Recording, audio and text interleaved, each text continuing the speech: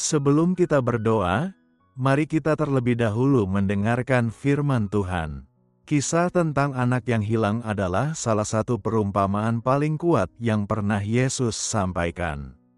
Ini bukan sekadar kisah tentang anak yang memberontak, melainkan sebuah pewahyuan tentang hati seorang bapa, sebuah gambaran kasih karunia yang menjangkau bahkan orang yang paling hancur. Ini adalah cermin yang mencerminkan pengembaraan kita, kesombongan kita, dan kebutuhan kita akan belas kasihan. Kisah ini terdapat dalam Lukas 15 ayat 11-24. Dan semakin sering kita membacanya, semakin kita menyadari bahwa ini bukan hanya tentang satu anak saja. Ini tentang kita semua. Yesus memulai perumpamaan ini dengan berkata, ada seorang mempunyai 2 anak laki-laki. Kata yang bungsu kepada ayahnya, "Bapa, berikanlah kepadaku bagian harta milik kita yang menjadi hakku." Lalu ayahnya membagi-bagikan harta kekayaannya itu di antara mereka. Anak ini tidak hanya meminta uang, secara tidak langsung, ia sedang berkata, "Aku ingin apa yang engkau miliki, tapi aku tidak ingin engkau." Dalam budaya saat itu, meminta warisan sebelum orang tua meninggal adalah penghinaan besar. Itu sama saja dengan memperlakukan ayahnya seolah-olah sudah mati. Namun sang ayah tidak marah, tidak membantah, hanya memberikan apa yang diminta. Dia membiarkan anaknya pergi, karena kasih tidak pernah memaksa. Tuhan juga membiarkan kita memilih, meskipun pilihan itu membawa kita pada penderitaan. Anak itu lalu membawa warisannya dan pergi ke negeri yang jauh. Dia mengejar kebebasan, kesenangan, dan kebenarannya sendiri. Ia menghabiskan semua uangnya untuk hidup liar, pesta pora, dan kenikmatan dunia. Awalnya, semua itu terasa seperti kebebasan. Tapi tidak lama kemudian, uang habis, teman-teman menghilang, kesenangan lenyap, dan kemudian kelaparan melanda. Tiba-tiba dia tidak hanya miskin, tapi juga hancur secara batin. Tidak punya siapa-siapa, dia akhirnya menerima pekerjaan memberi makan babi, binatang najis dalam budaya Yahudi. Dia begitu lapar hingga ingin makan makanan babi. Dia kosong, terhina, dan penuh rasa malu. Namun inilah titik baliknya. Firman Tuhan berkata, lalu ia menyadari keadaannya. Kalimat ini mengandung begitu banyak harapan. Ini berarti bahkan di titik terendah sekalipun, kasih karunia masih bisa menemukan kita. Saat segalanya hilang, Tuhan tetap dekat. Ketika kita sudah mencapai batas diri sendiri, di sanalah kita mulai melihat dengan jelas. Anak itu teringat pada ayahnya, bukan karena kekayaan, melainkan karena kebaikannya. Dia berkata, betapa banyak orang upahan ayahku yang berlimpah-limpah makanannya, tetapi aku di sini mati kelaparan. Maka ia memutuskan untuk kembali dengan kerendahan hati. Ia menyiapkan pengakuannya, "Bapa, aku telah berdosa terhadap surga dan terhadap Bapa, aku tidak layak lagi disebut anak Bapa." Kemudian ia memulai perjalanan pulangnya yang panjang. Bayangkan dia berjalan pulang sambil mengulang-ulang kalimatnya di dalam hati. Jantungnya berdebar kencang. Apakah ayahnya akan melihatnya? Apakah ia akan ditolak? Tapi inilah keindahannya, ketika anak itu masih jauh, ayahnya melihat dia. Itu berarti sang ayah sudah lama menanti, menunggu dengan harapan, bukan dengan kepahitan. Dan ketika ia melihat anaknya, ia tidak menunggu, ia berlari menghampirinya. Ia memeluk anaknya yang kotor dan hancur, lalu menciumnya. Anak itu mencoba untuk mengaku dosa, mencoba berkata bahwa dia tidak layak, tapi sang ayah memotongnya dengan kasih karunia. Ia berkata, "Lekas, bawa kemari jubah yang terbaik, pakaikanlah kepadanya. Kenakan cincin pada jarinya dan sepatu pada kakinya.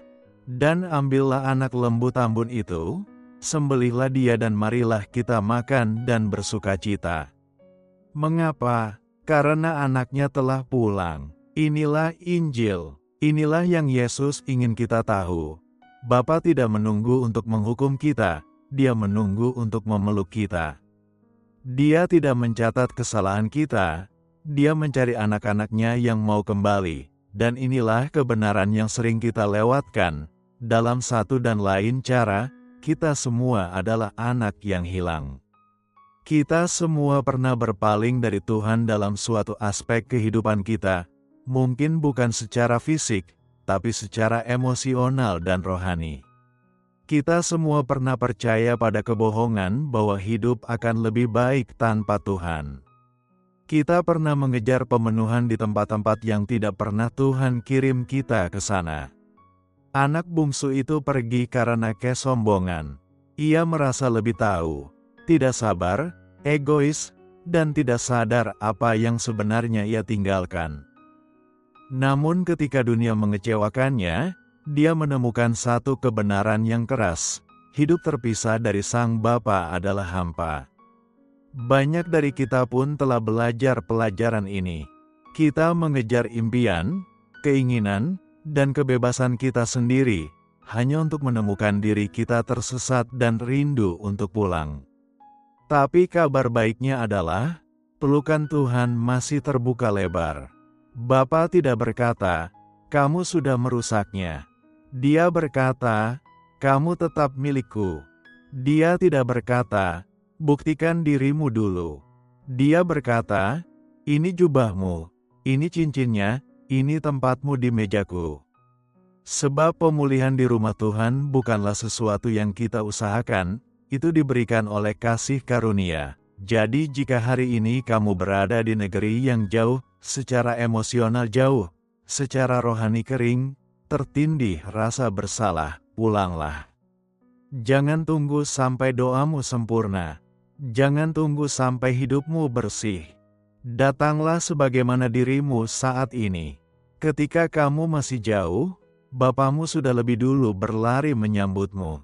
Dia melihatmu, Dia mengasihimu, Dia siap merayakan kepulanganmu. Itulah inti dari kisah ini, pengampunan yang berlari, belas kasihan yang merangkul, dan kasih yang tak pernah menyerah. Jadi, jika kamu seperti anak yang hilang itu, bahkan jika kamu hanya berjalan menjauh beberapa langkah dari Yesus, izinkan aku mendorongmu sepenuh hati, kembalilah. Dia tidak marah, Dia tidak jauh, Dia belum selesai denganmu, Dia sedang menunggu. Dan ketika kamu kembali, seluruh surga akan bersukacita. Sekarang, mari kita berdoa bersama. Tuhan yang penuh kasih, aku datang kepadamu hari ini dengan hati yang terbuka dan jiwa yang haus akan kasih-Mu. Aku telah mendengar kembali kisah tentang anak yang hilang, dan aku sadar bahwa dalam banyak hal, aku pun adalah dia. Aku telah mencari makna hidup di tempat yang salah. Aku telah berusaha memenuhi hatiku dengan hal-hal dunia, dengan pencapaian, dengan kesenangan sesaat, dengan kebanggaan diri, namun semuanya tidak membawa kedamaian.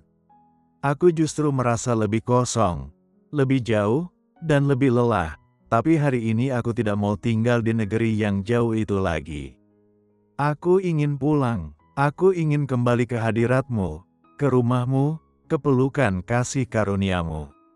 Aku tidak membawa apa-apa selain luka, kegagalan, dan rasa malu.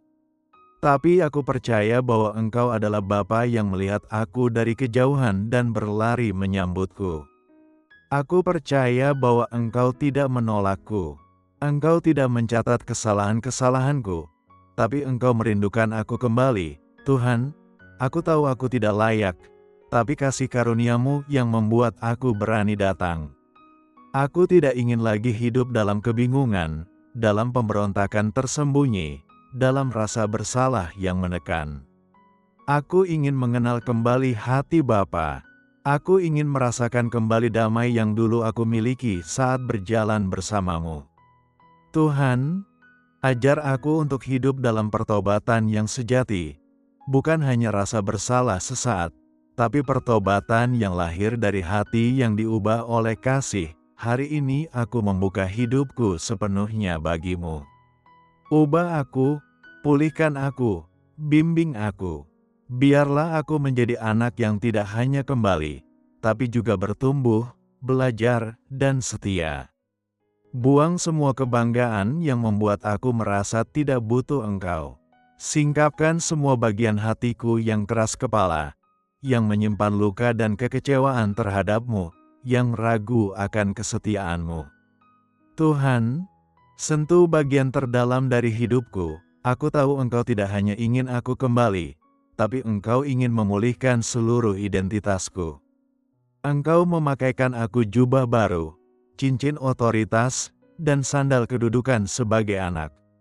Ajari aku untuk hidup sebagai anak, bukan sebagai hamba yang terus merasa takut dan tidak layak.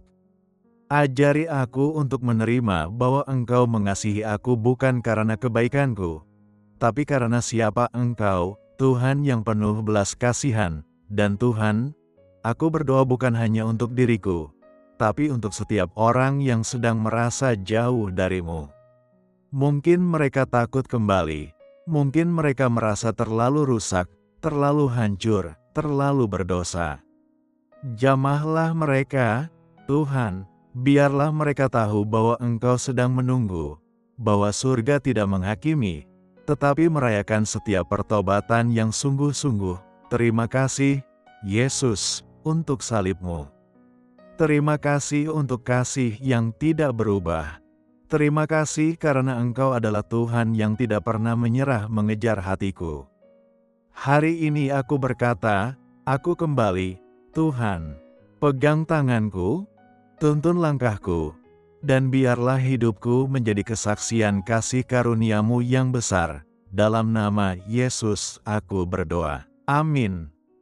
Sahabat yang terkasih, jika doa ini telah menyentuh hatimu, ketiklah amin sebagai tanda iman.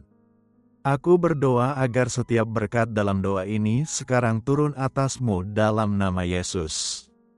Dan jika kamu membutuhkan doa khusus, silakan beritahu kami di kolom komentar. Kami akan merasa terhormat untuk mendoakanmu. Kiranya kasih karunia dan damai sejahtera dari Tuhan Yesus Kristus menyertai-Mu senantiasa.